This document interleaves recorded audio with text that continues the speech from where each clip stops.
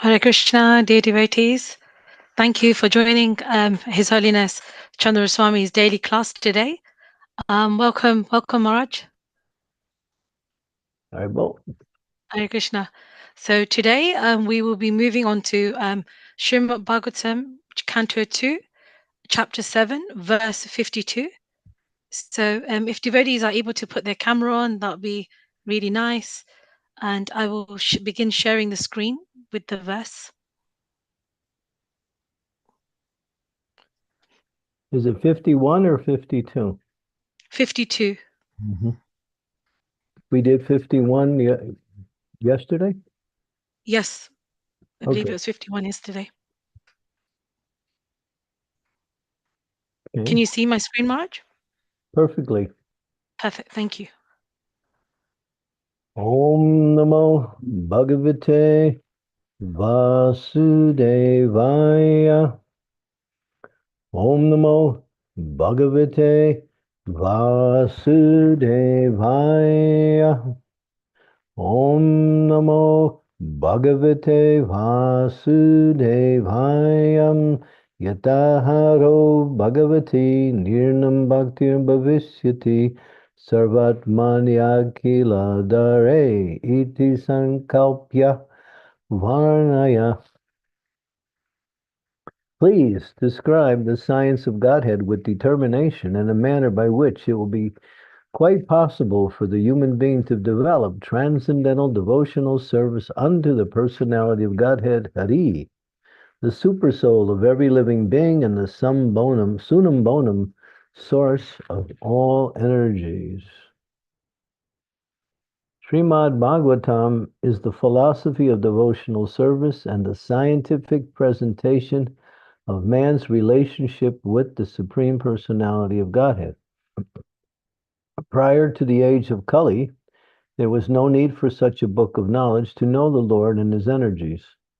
But with the beginning of the age of Kali, human society gradually became influenced by four sinful principles, namely illegitimate connection with women, intoxication, gambling, and an unnecessary killing of animals. Because of these basic sinful acts, man gradually becomes forgetful of his eternal relationship with God. Therefore, man became blind, so to speak, to his ultimate goal of life.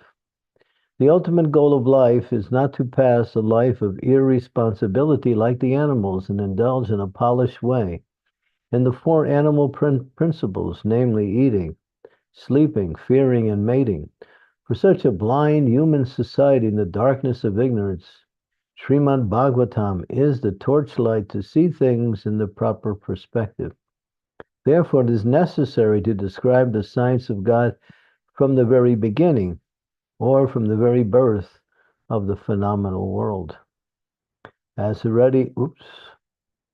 have already explained, Srimad Bhagavatam is so scientifically presented that any sincere student of this great science will be able to understand the science of God simply by reading it with attention or simply by regularly hearing it from the bona fide speaker.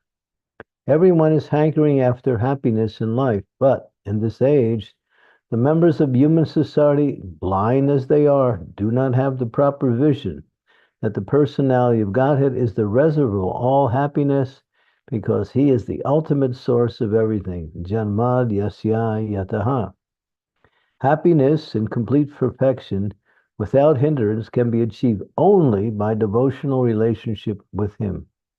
And it's only by his association that we can get free from the distressful material existence. Even those who are after the enjoyment of this material world can take shelter also of the great science of Bhagavatam, and they will be successful at the end. Nard is therefore requested or ordered by his spiritual master to present this science with determination in a good plan. Nara was never advised to preach the principles of Bhagavatam to earn a livelihood. He was ordered by his spiritual master to take the matter very seriously in the missionary spirit. Go down the page a little more. Keep going. Okay, we can stop there. Om Agyan Timirandasya Gina Jana Salakaya Chaksun Militam Yena Tasmai Sri Gurave Namaha Sri Chaitanya Manobhistam Staptitam Yena Bhutale Swayam Rupa Kadam Mayam Dadati Swapadantikam Nama Om Vishnu Padaya Krishna Prastaya Bhutale Srimakte Bhakti Vedanta Swami Niti Namine Namaste Saraswati Deve Gauravani Pacharine Nirvisesa Sunyavari Pastyatya Desatarine Panchakalpa Tarubhischa Vivan Sindhu Be Bhaja Patitanam Pavanebhyo Vaishnavebhyo Namaho Namaha Jai Sri Krishna Chaitanya Prabhu Nityananda Sri Advaita Gadadhara Sivasari Gaur Bhaktavrindam Hare Krishna Krishna Krishna Hare Hare Hare Rama Rama Rama Hare Hare. So please put the purport back on screen. Okay. Okay. Yeah. So here's this formula. But the problem is people don't believe that this material world is a place of suffering. Although they suffer, they accept suffering as just some part of life, and that's the way it is. And sometimes they accept suffering as enjoyment. For instance, it's mentioned here that there are 4 animal principles: eating, sleeping, mating, and defending our eating, sleeping, and mating. So these 4 principles are animal principles also, because the animals also do these things. And so the human form of life is not meant simply to make that the goal, to have a polished form of eating, very nice eating, very different ways by which one can sleep. When you sleep, you're asleep. Mating, they make a big thing out of this and try to find different ways to find enjoyment through this activity.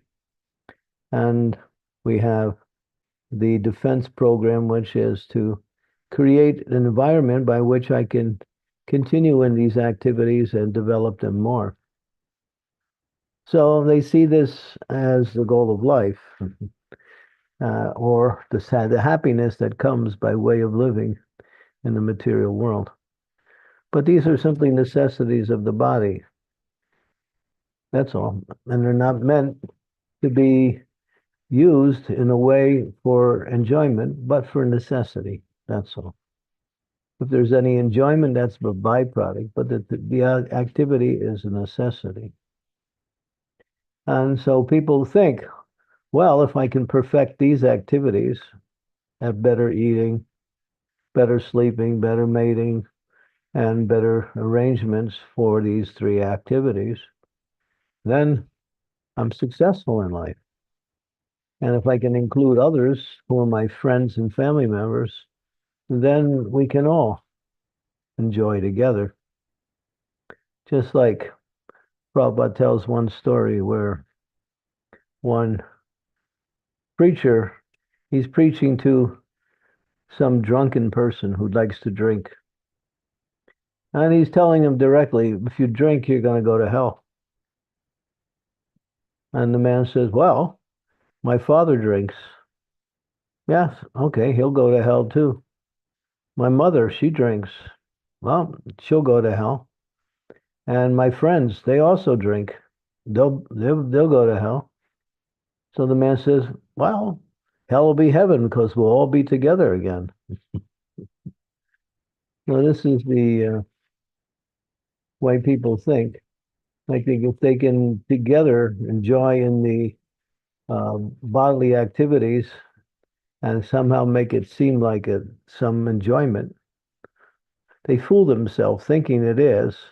But that's the way of Maya. Maya convinces them that this is the way to become happy. And therefore, they don't see the need to get out of the entanglement of the material energy. But one who is a little bit pious, a little bit intelligent beyond the bodily activities, can start to reflect, yeah, why do I have to die? I don't want to die. I want to live forever. Why do I have to get old? I can see old people, they suffer so much. I don't want to get old. I don't want to become diseased because disease is obviously a very painful situation in many cases. But because a person who is a little bit beyond these activities as a way of enjoyment starts to reflect, then they say, well, how can I make a solution to all of these problems? And here's the solution here. The first statement says here, Bhagavatam is the philosophy of the activities that the living entity performs in relationship to serving the Supreme Personality of Godhead. And that relationship is actually an eternal relationship, but somehow or other been forgotten due to the association of the external energy. And so Bhagavatam is the answer to all of the problems that people face in life. Here, one who hears, as Prabhupada says, one who hears Bhagavatam regularly or reads Bhagavatam regularly can gradually free themselves from the suffering of material energy, come to take up the practice of devotional service, which is the nature of the soul's existence. Jiver Surupaya Krishnera Nityadas. We have a purpose in life. Everyone has a purpose in life, and the purpose is the same because we all are pure spiritual beings. We have different bodies, but these are external. These are not our real identities. And simply to keep the body together or to find ways to make the body comfortable is the activities of the animals. The real goal in life is to awaken eternal happiness and longevity of existence, which is also the nature of the soul. The soul does not take birth, nor does the soul die. And so one who wants to get out of this entanglement, here is the formula. This whole chapter ends with the last few verses about the glories of Srimad Bhagavatam. Nasta prayeshu abhadreshu nityam bhagavata sevaya bhagavati uttama sloke bhakti bhavati naistaki. That by rendering service to the pure devotee, who is the representative of Bhagavatam, and to hear from him Srimad Bhagavatam, or to read Bhagavatam under his guidance, then, well, then all of the miseries of material energy practically are destroyed. And loving service to the transcendent Lord starts to manifest within the heart and mind of the devotee. And the devotee becomes happy. Devotee becomes happy. And because that actually is, when one comes back to their actual position of existence, just like if you take water and you freeze it, It's still water, but it's in a frozen state, and therefore it cannot act like water. It can only act like ice. So it limits its existence, and it cannot perform its purpose.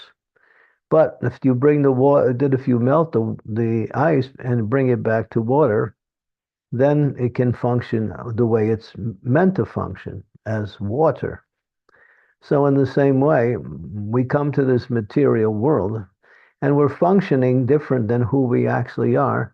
We're like this ice is frozen, and we can't experience our own liquidity or our own fluidity or our own happiness in relationship to the activities we perform. Therefore, when we come back to our natural state, which is to hear and chant the glories of the Lord, and which by way Bhagavatam is simply given to the human society as that means to practice this process perfectly and get the results from it.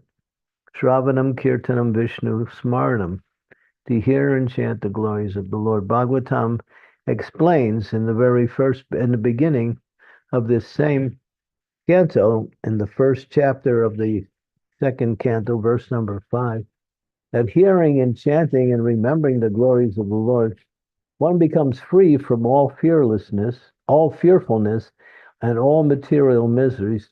And ante narayana smiti, they can remember the Supreme Lord at the time of death and achieve perfection in life. What is that perfection? Eternal life. No one wants to die. Even today in today's society, they're making so many plans to avoid death. But no one can avoid death because death is part of life. Whatever is born must ultimately die. So death is intrinsic in material existence. You can postpone it sometimes uh, by your different attempts to somehow create longevity of life. Maybe you can postpone it for a little while, but ultimately death catches up with you in due course of time. And no one wants it. No one wants it. Anyone who says they don't mind to die, you can understand they're not in a very good mental condition. Everyone wants to live, everyone wants to be happy. That is the nature of life. But here it explains here's the way to live eternally and to live ultimately with ultimate happiness continuously, not just intermittently, but continuously in relationship to our natural constitutional position to love and serve the Supreme Personality of Godhead, which is actually the goal of our existence. Everyone has to serve. No one can get away from the service activity. In the material world, people are serving. They're serving their boss. They're serving their family members. They're serving the society in general. They're serving even the cats and dogs and the animals. And if they're not serving any of these, they're serving their own ideas on how to be happy in this world. Everyone is serving. The service propensity cannot be stopped. But when it's misdirected, it simply entangles one in suffering rather than happiness. So therefore, one has to serve that principle which will bring ultimate happiness, and that is the personality of Godhead. Because he is, what is it? Rasavaisai. He is the king of all relationships. It's just like we have relationships in this world. We have relationships with our friends. We have relationships with our parents. We have relationships with our husband and wife, and sometimes outside of marriage also. And we have relationships with our employers by doing different services. Or in general, we also do that. So everyone has a relationship, but when we connect our relationship with these same activities, we become the friend of Krishna. We become the son of Krishna. We become the parent of Krishna. We become the lover of Krishna. We become the servant of Krishna in different ways. When Krishna is the object of the same thing we do in this material world with the material energy, in the form of different living beings, then we reach perfection in the element of service. We enjoy service because we understand that service is nourishing. Intelligence, happiness, everything there is nourished by our service to the Supreme Lord. And then the ultimate principle is to associate with Krishna in the spiritual world, which is the perfection of all existence and the goal of the living entity's purpose. Our purpose is to go back to Krishna because our purpose, we left our purpose and tried to create another purpose by somehow or other manipulating this material energy to fulfill some little desire that lasts as maybe a few moments or a few days and then it disappears in due course of time, leaving one either frustrated, full of anxiety, or unhappy. So this is the world, the world of birth, death, disease, and old age. And here's the formula, Srimad Bhagavatam. Bhagavatam is the answer to all problems of life. We'll get to that chapter. I think we're on the 7th chapter now. The 10th chapter of this particular canto is the Bhagavatam is the answer to all questions. So we can find everything we need in Srimad Bhagavatam. Srila Prabhupada would say, whatever you want to know, you can find it in Bhagavatam. Anything. It's about medicine, it's about theology, it's about war, it's about love, it's about art, it's about poetry, it's about literature, it's about all the activities that the living entity engages in this world and more. Ultimately, it's about our relationship with the Supreme Personality of Godhead and how to awaken that relationship which is dormant within our existence. So this is Bhagavatam. So therefore, it's mentioned that everyone should read Bhagavatam every day. Srila Prabhupada said, we want to give Bhagavatam sets to every household throughout the world. He mentioned in the United States because that's where they were preaching at the time. But he wants to make Bhagavatam a household commodity where everyone will have a set of Bhagavatams at any time they can pick it up and read it and then awaken their attraction for Krishna and learn how to mold their life in such a way as they can avoid all of the sufferings that come by living in this material world. So Bhagavatam is the best, and Bhagavatam is about the nature of the Supreme Personality of Godhead and the process by which to realize the Supreme Personality of Godhead. Bhagavatam, we mentioned this yesterday in our class. The last verse in Bhagavatam talks about the chanting of the Hare Krishna Maha Mantra as the means by which one can serve and awaken one's love for the Supreme Personality of Godhead. So everything there is in Bhagavatam. Whatever you want to know, do a study on Bhagavatam and you'll see that what is being said is actually a reality. Bhagavatam is there. And the more you read it, the more you get the knowledge that is there. The ability to understand Bhagavatam comes with the purification of heart. And then the more you read it, the more you become pure in heart. And the more you become pure in heart, each time you read it, you gain more and more of that knowledge. So this is Bhagavatam. It's unlimited. As Srila Prabhupada would say, you can't exhaust Bhagavatam. It's not possible. He would say it takes 1 month to learn every verse in Bhagavatam. And he said if you just read one line in Srimad Bhagavatam, you can develop self-realization. It is so powerful, provided you're in the proper mood when you read that one line, proper consciousness. So this is Srimad Bhagavatam. Everything is there. Yeah. It is non-different than Krishna. It is the literary incarnation of Krishna. Sometimes it's called the Paramahansa Samhita. That text, which is meant for the topmost devotees in the world. But Srila Prabhupada has presented it with the Bhaktivedanta purports, which makes all of the verses understandable through his explanations, which are based on the teachings of the previous acharyas, along with his realizations. So the purports in Bhaktivedanta purports in Srimad Bhagavatam take us deeper into the essence of Bhagavatam, and we can gain so much knowledge. Knowledge is also a feature of happiness. There's those who enjoy just gaining more and more knowledge, but knowledge for the sake of knowledge is not really a beneficial endeavor. Knowledge that brings one happiness, knowledge that brings one closer to the Supreme Personality of Godhead. That knowledge is within Srimad Bhagavatam.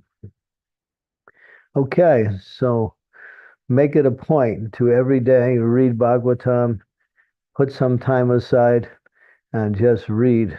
Sit there and read. It says if you read 41 pages of Bhagavatam every day, you will complete the Bhagavatam in 1 year. Just 41 pages every day.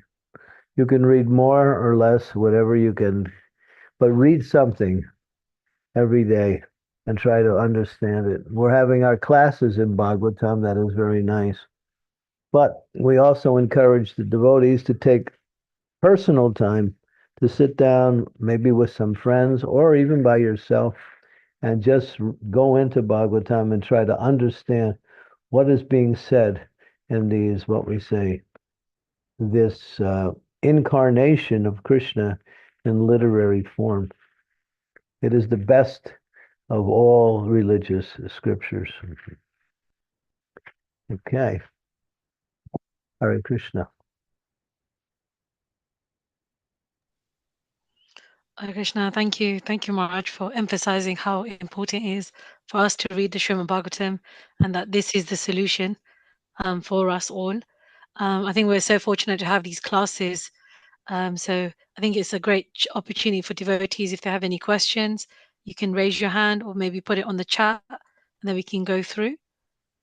So we have here Sri Devi Mataji, you raised your hand. Thank you, Achita. Dear Maharaj, please accept my humble obeisances. All glories to Prabhupada. Just as Achyuta Priya said, we are so fortunate to hear every day from you, Maharaj, as well as try to understand the message of Srimad Bhagavatam, as well as read Srimad Bhagavatam. But in an atmosphere, especially in the Western world, which is completely vitiated by the three modes of material nature, where it's only animalistic culture, eating, sleeping, mating, defense, enjoyment, enjoyment, enjoyment at any cost, how can we pass on the message to the next generation, the young people who are growing up here in America, who think that it's cool to hang out with friends who are not devotees. It's cool to go shopping. It's cool to go to entertainment places. This is what young people do, and we want to be like them, and we want to fit in with this, and so on and so on and so forth. Parents are in great distress because they don't know how to handle such demands from the young people, because if you alienate them, then they will rebel. If you try to hold them in, they will sneak out and do it, and so on like this. So these are the questions I'm getting as I'm traveling from place to place, and I don't quite know what to say to help these parents. Could you please give us some advice? Well, in principle, I agree with what you're saying, because the climate now amongst the youth, especially in the world, is to delve into all of these new toys that are coming up. Now AI has become a fascination. And so when you're young, you like to explore different ways to experience happiness. That's one of the features of youth. As you get older, you start to mature in the way you do things and become more intelligently, what we say, intelligently focused. But youth is like that. So we have programs for the youth. We have programs. We encourage the parents to somehow or other, just like those who have some connection with our movement, we encourage the youth to do kirtan. Like last night, I had a program here where I am in Dallas, and we had one young boy. He must have been about 12. He was playing the mridanga. We had a young boy who was maybe of the same age. He was singing on the harmonium, and there were other young kids also. Of course, there were other kids who were in another area of the house, and they were doing their kid stuff, like drawing and just fighting amongst each other. That was there also. So we're seeing that, there are, we may have to give them opportunities and be an example for what we want them to be also. As parents or as leaders, if we don't show the example and also explain to them the benefits of doing it, then we're neglecting our duty towards them. Mm. Mm. Yes, Guru. Yes, Maharaj. Thank you very much. Yeah. So you're doing programs. So whenever there's children there, they should be a section of the program where the children can also participate on a certain level.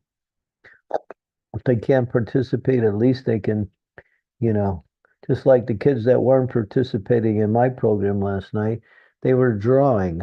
So one kid came up to me at the end. He had drawn a picture of Krishna, and then there was another picture of, I think it was Hanuman or somebody. So, I mean, he couldn't sit down and listen to the lecture. He couldn't, take part in the kirtan, but he was at least doing something spiritual.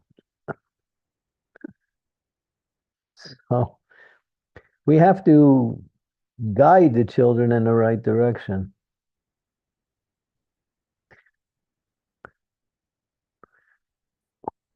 Some will be rebel and some will accept it.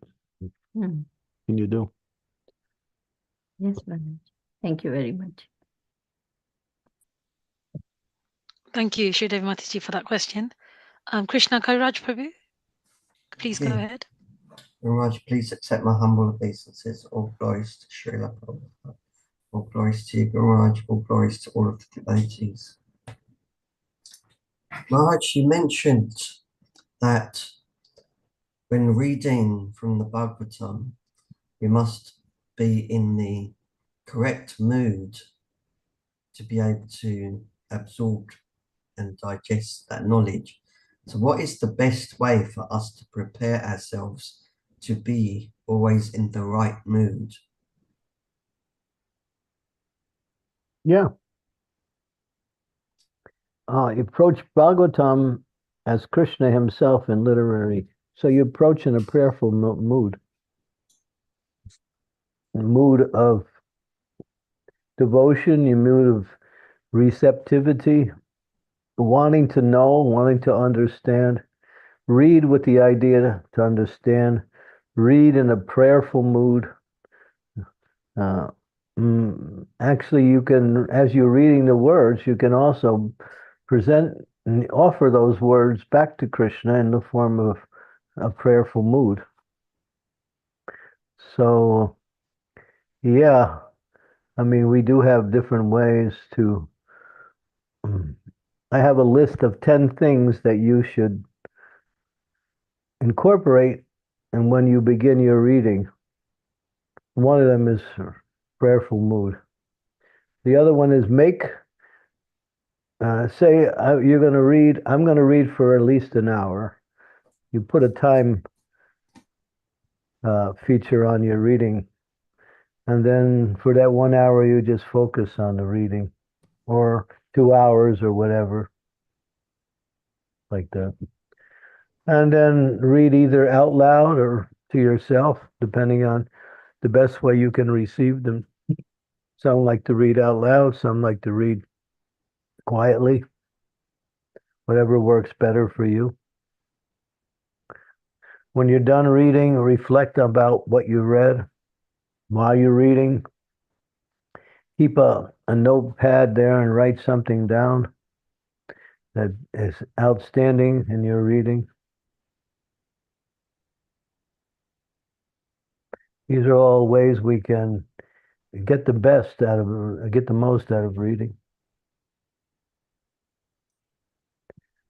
And another thing is that when you're done, look for opportunities to talk about it to others. And then you'll remember it easier.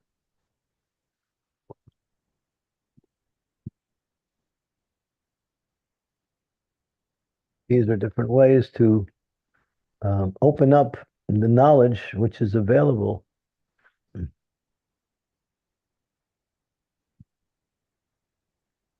Thank you, Maharaj. Thank you, Krishna Kaviraj Prabhu. Just on that, Marge, I was just thinking, a lot of devotees, we in Leicester especially, we do a lot of group reading because it helps us to encourage and gives us discipline to read on a daily basis. So we all get together and read online the Bhagavatam. But I do feel that sometimes when you're doing group reading, obviously there's a lot more nectar being churned. But when you're reading on your own, sometimes I feel like I read and you just read, but you're not thinking about what you've read. Is it if you have more taste to read as a group, is that okay, or should we still try endeavor to read individually as much as we can as well? Well, group reading is recommended. Okay. In the seminar I present, that's one of the features. It's a PowerPoint slideshow, and one of them is the importance of reading within a group, because then you can discuss it also. And that brings out more of the points of what you're reading.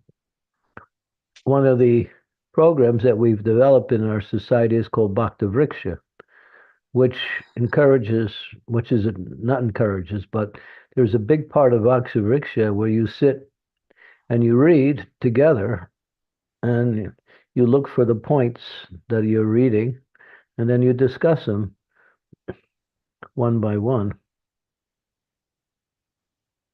Yeah, thank you. So yeah, Devotees, yeah, so you can do that. okay, Group reading is, I think, superior to reading by yourself sure.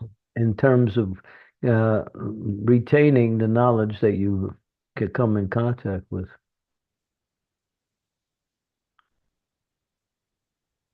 Yeah, no, I definitely enjoy group reading, but yeah, trying to read on my own, I always do struggle. But the group reading is something I find myself I'm more disciplined because you feel you're more accountable as well because others are joining, and then you want to join as well because you want to hear. Yeah, don't make the Um, groups too big, but keep them within range where everyone can participate in the discussion. Thank you, Marge. Definitely will take that in mind. Krishna Kaviraj Prabhu, you have another question? Just continuing this discussion about group reading. Personally, I find that I struggle with group reading because when I hear something, then I feel I need to stop the conversation. I just need 5 minutes to think about this.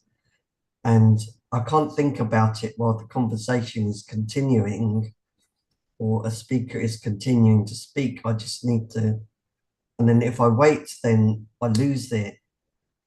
So what do you suggest, Maharaj? No, it's not for you then. Then read by yourself.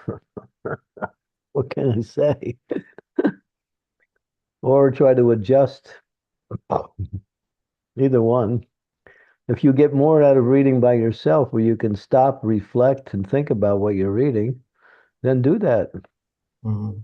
There's no hard and fast rules by how you have to approach whatever way that you can get the most of the reading. Thank you, Maharaj. Yeah, there are some people who like that. They simply want to be by themselves, read it, reflect on it, write down things, copy, paste, and make a whole sheet of different points that they have come in contact with. And then in that way they summarize the whole reading with valuable spiritual points. Thank you, Maharaj. But I never feel like I'm reading by myself because I sit in front of Tulsi Maharani and I read out loud. And that I never feel like I'm alone reading. You're not. Krishna's there too. He's in your heart. Thank you, Guru Maharaj. Thank you, Krishna Kaviraj Prabhu. Does anyone else have any comments or questions you'd like to ask Maharaj? Please do raise your hand or unmute. Revati Mataji, Yeah. please go ahead. Thank you, Mataji. Hi, Krishna Guru Maharaj, my humble obeisances. All glories to Srila Prabhupada. Thank you very much for this class. I have a question about service. As you mentioned, service is ultimate principle, and service is to the right object will give us that ultimate happiness. So, trying to understand sometimes, like even though I mean, all these before coming to Krishna conscious, even though we are in a service attitude, we were not serving the right object. So that's why we were experiencing all kind of, miseries. But now we came to Krishna conscious, we are trying to serve, but still we are not getting that, that happiness. Does it mean that I'm not in the right mood or not serving the right way I'm supposed to do? Yeah. Well, what are you trying to do when you're serving? You're trying to please the object of your service. Just to get the activity done is not the whole principle of service, is to serve in a way that the activity pleases the object of your service. And that, if you add that consciousness, then it becomes more satisfying. And when you see that you have succeeded in doing that, then you automatically become happy.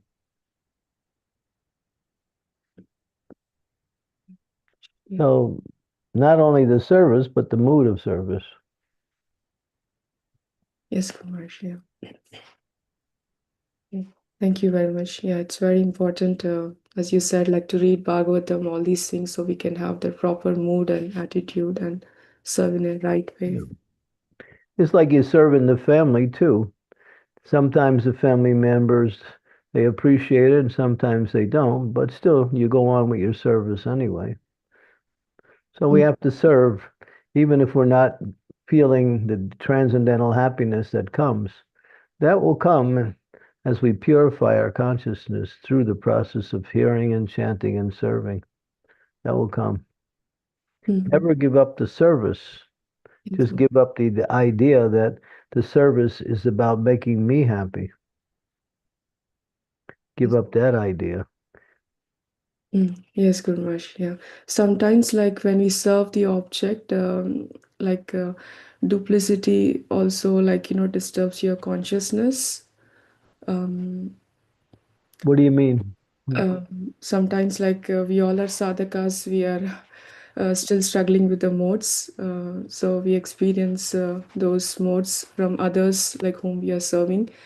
Also, a little bit, disturbs your consciousness. But as you said, still we need to be in a proper mood and serve them. Yeah. Yeah. You have to see if that is where you should be serving. You might decide to serve in a different way or serve in a different situation. Yes, Guru Maharaj. But if you're serving the instructions of the spiritual master, then you're in your right position. That's all. Yes, Guru Maharaj. Yeah. I focus on that. Thank you very much. Hare Krishna. Thank you, Revati Mataji. Balakrishna Prabhu. Hey, Bala. Hare Krishna Guru Maharaj.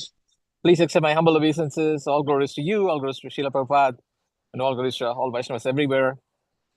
Guru Maharaj, Ernest Hemingway was a great American author. And in a way, his sadhana was writing. I mean, at least his dharma was writing.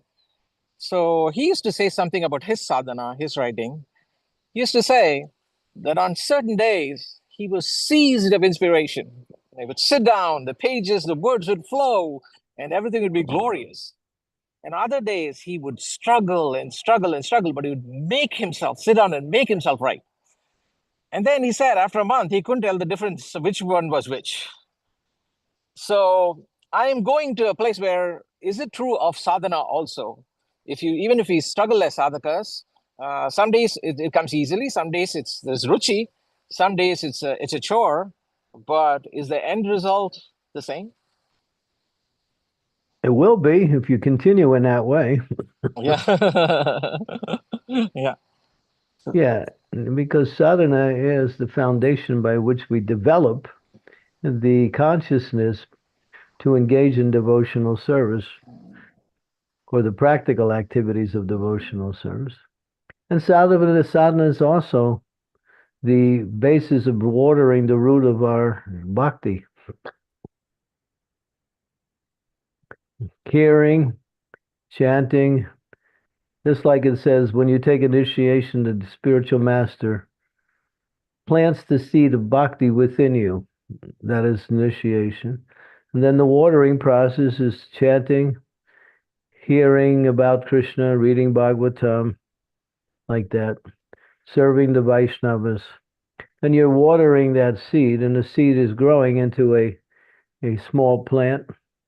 But as you continue the watering process, it will continue to grow. But then again, as the plant grows, weeds grow up along with the plant. So these weeds are pratishta, puja. Pratishta means I want to become what we say, Worshipped. Yeah, recognized. Puja, that's puja. Puja. To be recognized in my devotional service. Or you start making advancement and you start thinking I'm better than others. So all of these are what we say, the weeds that grow up along with the plant. Therefore, Rupa Goswami, in describing this says that one has to be a good gardener and be able to recognize the weeds and stop the watering process on the weeds and somehow remove the weeds also. Now, that's mentioned in Chaitanya Charitamrita, the different weeds that can grow up with the bhakti plant. And if they get too strong, they can choke out the plant. Oh. The bhakti beej is crushed. Yeah, it's crushed. It's what we say, squeezed out. Just like if you see a tree, you'll see sometimes there's creepers that encircle the bark of the tree. They're living off the tree. Mm-hmm. They're getting their nourishment from the tree. And the tree is also getting weaker because he's nourishing all these creepers that are circling around him. Mm-hmm. So that bhakti plant will start becoming depleted as these weeds continue to exist. So we have to be careful. What are those weeds? Envy, desire for fame, the desire for worship, sort of thing, deceitfulness, duplicity, feeling that I'm better than others, convincing yourself that you are a nice devotee. You have so many. We just did a seminar in France during the disciples meeting, and the weeds were mentioned, along with the more subtle weeds, such as pride, deceitfulness, like that. You actually convince yourself that you're a good devotee.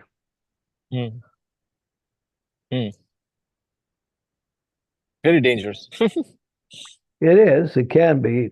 If you pick it up, if you recognize it when it first appears, then it's not so dangerous. But if you don't recognize it and allow it to continue to grow, after some time, you may cause offenses to other devotees.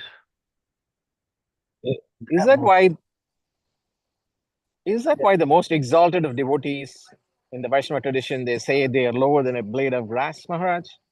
Well, it's not. They don't say that as some decoration of humility. They actually feel like that. Feel that. Wow. Wow. Wow. Yes. Yes. Yes. Yes. Yes. Because Krishna is great, and the knowledge about Krishna is so great that the more you make advancement, the more you realize how little you know.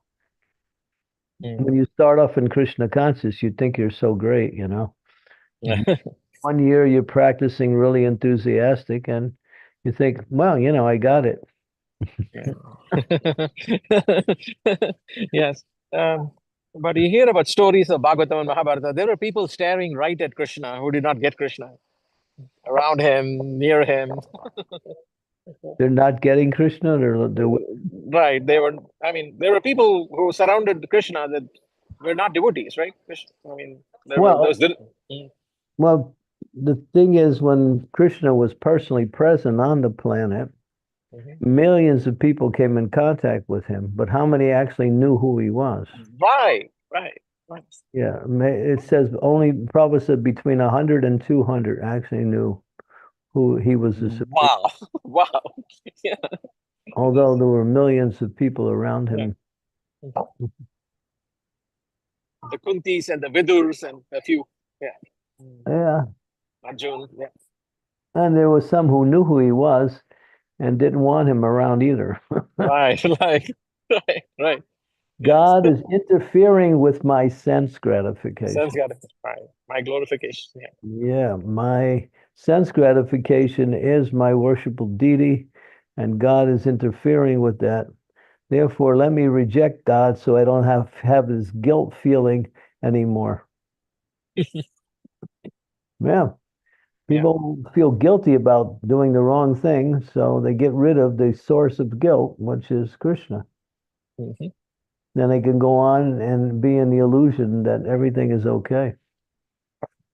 Have to be careful of that one. Yeah. That's dangerous. Yeah. Yes.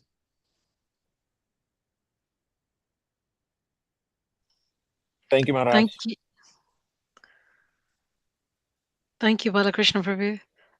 Krishna Gariraj Prabhu, yes, please go ahead.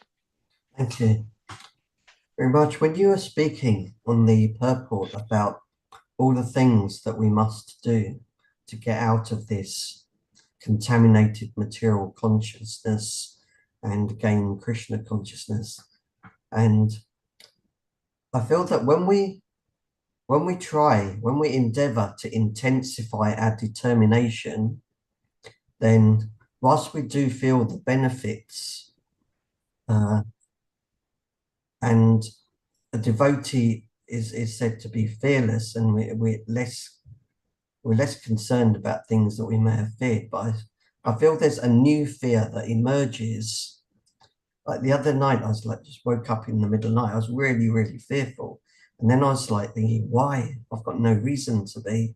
And then I was like thinking about it and analyzing. And then I realized that like, you start to feel fearful about Maya. And you don't want to lose what you've got and what you're progressing with. And you don't want to be captured again by Maya. Yeah, hold tight. Hold tight to Krishna's lotus feet. Practice remembering Krishna all day. Don't forget Krishna. This fear is mentioned. I mentioned it in that one verse. You can go to that verse, Achyuta. It's 215, same canto, first chapter.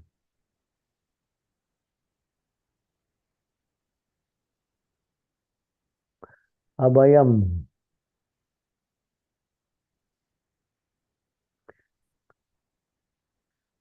1:5. First chapter of the second canto.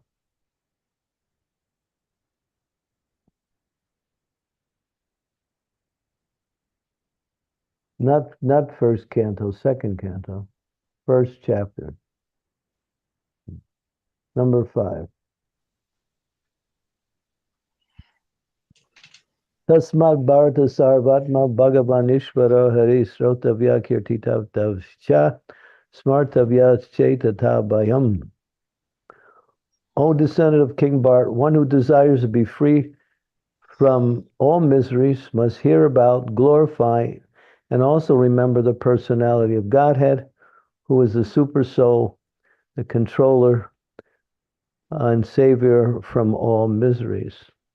Well, down the page, Prabhupada talks about fear here also in the purport.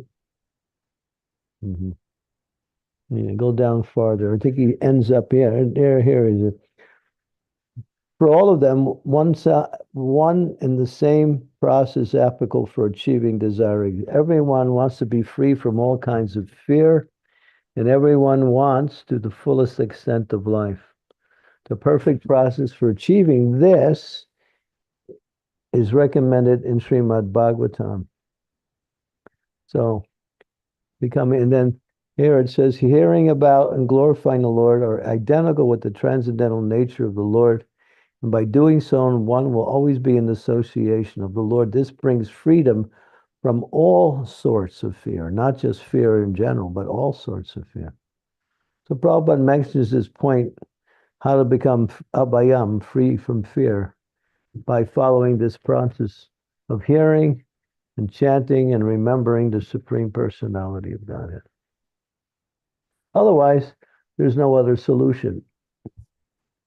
If you forget Krishna, then you will be under the energy of illusion, which is very fearful.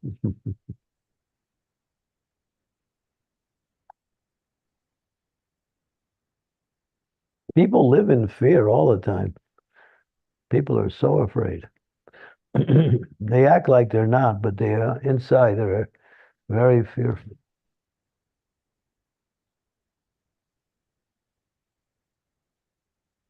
Something will happen. Okay. Thank very you, much. Krishna Kairaj. Are there any other questions from the devotees on the call today? If there are, please do raise your hand. Go back to the gallery. Yep. There we go.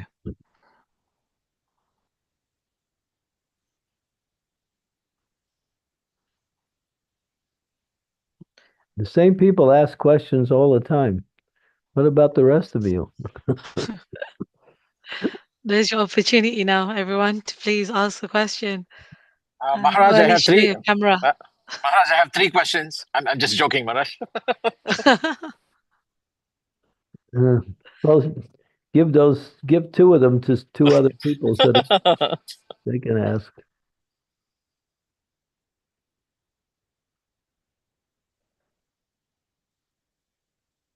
Okay. All right, maybe we can chant Hare Krishna, and maybe that'll Yes. be the formula for getting free from everything unwanted. Definitely, yep. Okay, I'll just present the slideshow that we have. Okay. Thank you today, Maharaj, for your time, your association, and for awakening that love we should have for the Srimad Bhagavatam. So thank you devotees for joining the call as well. Please do stay, and we can chant the Maha Mantra together. There was no questions in the chat today? No, there wasn't. No questions in the chat. This must be sleepy time. Nobody's asking questions. Even yesterday was the same thing. This topic is so, let me say, important. Maybe the devotees may be reflecting It is quite deep. It is true that I'm a little sleepy because we had a very, very late night program. We went on till about 12 o'clock. Wow. The actual seminar ended maybe around 9:30, 10, but people were so enlivened. They started jumping, singing, dancing, and then it went on even after Prasadam, another round of kirtan. So it was very boisterous and enjoyable, of course, at the same time. So we all went to sleep past midnight, Guru Maharaj. So I'm also a little dull today. Forgive me. My clock was 12 o'clock when I took a rest last night. Wow. But I got up at 4 because I have to give class at 7, so I have to finish most of my rounds before I give class. So sleep a little bit during the day, and then you can balance your sleep at night so you won't have to worry about. You can stay up late because sometimes it's necessary for programs. We don't want to give up the transcendental activities just because it's late. Time becomes inconspicuous. We just continue on hearing and chanting. But then when we have such a late night, we force ourselves to wake up early and chant our rounds. That's what I usually do, but I couldn't manage it today morning. Depends. If you can't manage it, then get up when you're rested. But if you can manage it, do it. Hmm. I find as a preacher, I got to rest during the day because I know at night it's just going to be late. So therefore, trying to go through the whole day without resting, and then when it gets late, then you're so tired. And then when you rest and you get up, you're not even rested. Taking a little rest. Prabhupada said it's good for old people to take a little rest during the day. For young people, they can go through the whole day without it. But if you're a little elderly, like us folks here, then you should take a little rest during the day. Yes, Guru Maharaj. I'll keep that in mind. Thank you. Yeah.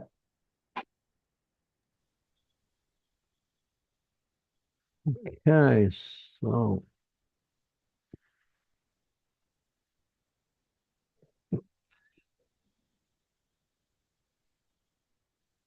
Jai Shri Krishna Chaitanya Prabhu Nityananda Sri Advaita Gadadhar Srivasadi Gaur Bhaktavinda Hare Krishna Krishna Krishna Hare Hare Hare Rama Rama Rama Hare Hare Hare Krishna Krishna Krishna Hare Hare Hare Rama Rama Rama Hare Hare Hare Krishna Krishna Krishna Hare Hare Hare Rama Rama Rama Hare Hare Hare Krishna Krishna Krishna Hare Hare Hare Rama Rama Rama Hare Hare Hare Krishna Krishna Krishna Hare Hare Hare Rama Rama Rama Hare Hare Hare Krishna Krishna Krishna Hare Hare Hare Rama Rama Rama Hare Hare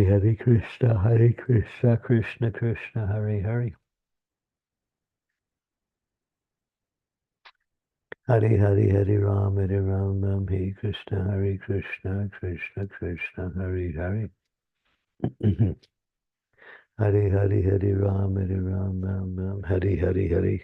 Krishna Hare Hare Hare Rama Hare Krishna Krishna Hare Hare Hare Rama Hare Krishna Krishna Hare Hare Hare Rama Hare Krishna Krishna Hare Hare Hare Rama Hare Krishna Hare Krishna Krishna Hare Hare Hare Rama Hare Krishna Hare Rama Hare Krishna Hari Hari Hari Ram, Hare Ram.